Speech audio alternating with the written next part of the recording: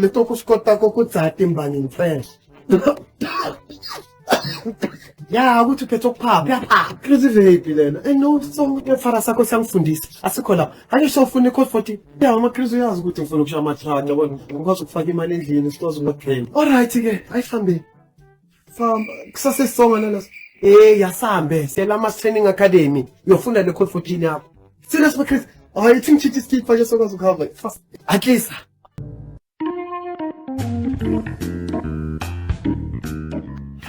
Puti kunjani? Yebo ma.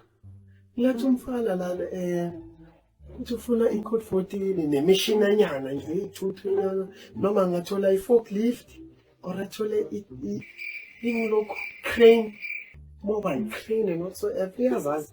Shusho puti chill. Mina ngizishaya i-code 14. Ayi angazibamba nge-code 14 nje umshini omkhulu nje yabona license yakhona ngizoba crane. Noma nje noma forklift, mobile crane, into ezkanjalo. Yebo manje awuthamba shusho. Igama lamasne. Ufuna code 14 ushaye code 14 neminye imishini sure.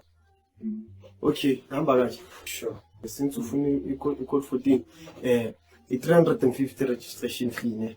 And sinayo yonke imishini bethu lifting machine, crane machine, mining and construction machine.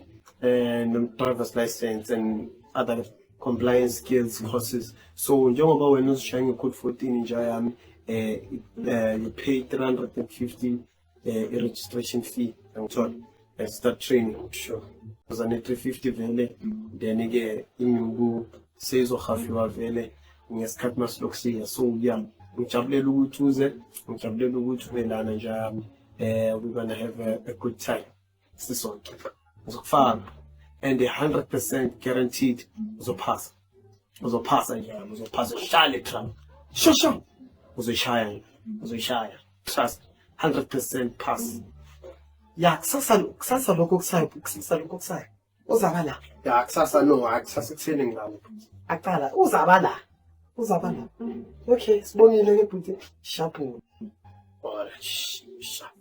alright sure